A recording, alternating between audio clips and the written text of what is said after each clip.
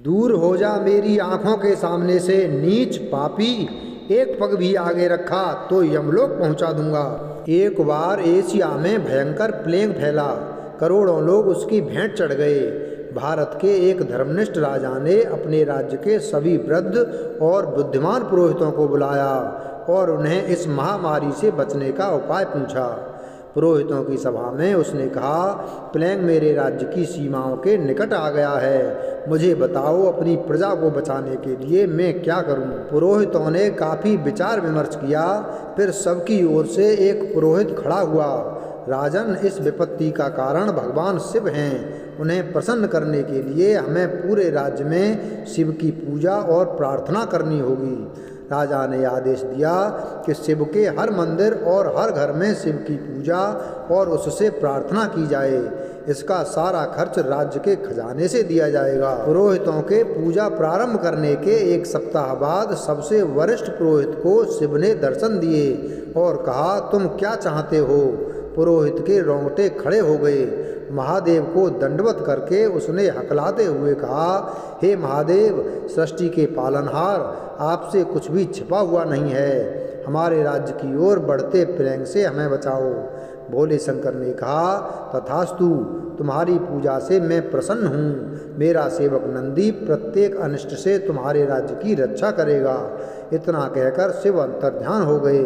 अगले दिन सवेरे राजा को यह शुभ समाचार दिया गया। उसने प्रत्येक पुरोहित को 25 दुधारू गायें और कौड़ियों से भरे 50 थैले देकर विदा किया। प्लेग को राज्य की सीमा में घुसने से रोकने के लिए नंदी रात दिन चौकसी करने लगा। एक रात वह सीमा पर गश्त कर रहा था कि क्रूर प्लेग संदेह प्रकट हुआ और उसे धमकी देने लगा कि वह उसे राज्य में प्रवेश करने दे। नंदी त्रिशूल को ऊपर उठाकर गरजा, दूर हो जा मेरी आंखों के सामने से, नीच पापी, एक पग भी आगे रखा तो यमलोक पहुंचा दूंगा। विकराल प्लेग यों आसानी से हार मानने वाला नहीं था। दोनों में विकट युद्ध छिड़ गया। युद्ध कई दिन तक चलता रहा। उनके आघातों से अनेक पहाड़ और जंगी पेड़ धराशायी हो गए।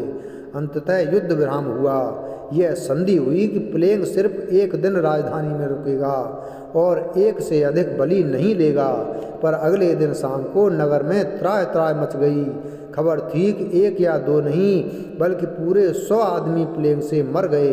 राजा ने तुरंत पुरोहितों को बुलाया और सफाई मांगी। पुरोहित भागे भागे नंदी के पास गए। नंदी क्रोध से पागल हो गया और प्लेग की तलाश में दौड़ा। उसे प्लेग एक खंडहर के धूल से अटे फर्श पर पड़ा मिला। नंदी ने उसको गर्दन से दबोचा और दहाड़ा, दुष्ट, तूने वचन तोड़ा है।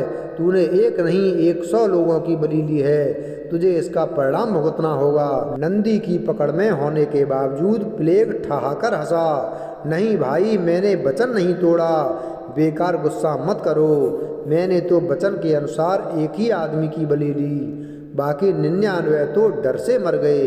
इसमें मेरा क्या दोष है। इन लोगों को मामूली बुखार था और ग्रंथियों में कुछ सूजन थी। इसे इन्होंने मेरी आहट समझा और डर से मर गए। इसमें मेरा कोई दोष नहीं। अब नंदी क्या कहता। उसने प्लेग को छोड़ दिया।